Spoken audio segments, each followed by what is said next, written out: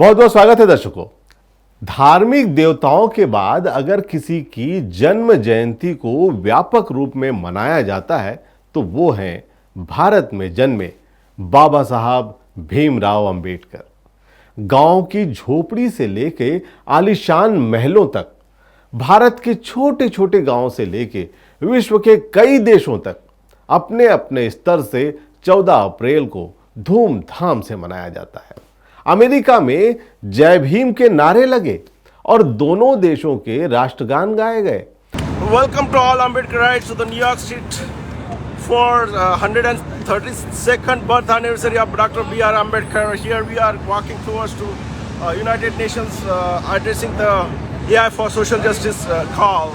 We are welcoming you. Jai Jai Jai Jai Jai Bhim. Jai Bhim. Jai Bhim. Thank you. Jersey city board ने हर साल अंबेडकर जयंती को equality day के तौर पर मनाने की विधिवत घोषणा कर दी। अमेरिका में 20 से ज्यादा शहरों में अंबेडकर जयंती मनाई गई। प्रमुख कार्यक्रम संयुक्त राष्ट्र में हुआ, जिसमें यूएन के सेक्रेटरी जनरल एंटोनियो गुटेरेश भी शामिल हुए।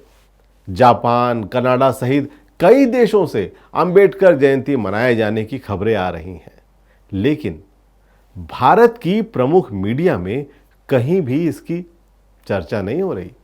वहां अब भी वही राजनीतिक एनकाउंटर और अपराधियों की जेल यात्राओं का लाइव कवरेज ही प्रमुखता से छाया हुआ है।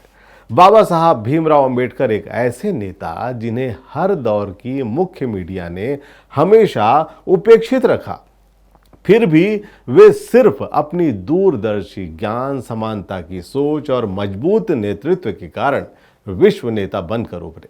तमाम विरोधों, जातिगत भेदभाव और मीडिया की हद दर्जे तक उपेक्षा के बावजूद इस तरह सर्वमान्य नेता बनना अपने आप में देवत्व प्राप्त करने के बराबर है और इसी वजह से भारत में उन्हें बोधिसत्व यानी कि बुद्ध के अंश जैसे संबोधनों के साथ भी आसानी से आत्मसात कर लिया गया।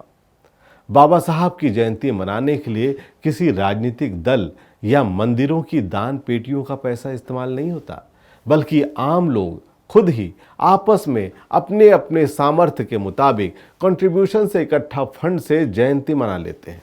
गली मोहल्लों में बाबा साहब की मूर्तियां स्थापित करते हैं, नाचते गाते, रोशनाई करते, पकवान बनाते और बाबा साहब के विचारों से ओत प्रोत गीतों, भाषणों के कार्यक्रम आयोजित करते हैं।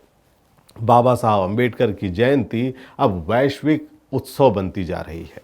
वहीं दूसरी ओर जातिवादी लोग अपनी सत्ता के विकेंद्रीकरण होने का गुस्सा इन मूर्तियों पर उतार लेते हैं। भारत के इतिहास में बुद्ध की मूर्तियां भी तोड़ी गई थी, वे भी अपने समय के समाज सुधारक रहे। तथागत बुद्ध के बाद अब बाबा साहब ही भारत के एक ऐसे व्यक्तित्व हैं जिनके विचारों को विश्व के कई देशों ने माना और सम्मान दिया। भारत को इस पर गर्व करना चाहिए। बहुत बहुत धन्यवाद।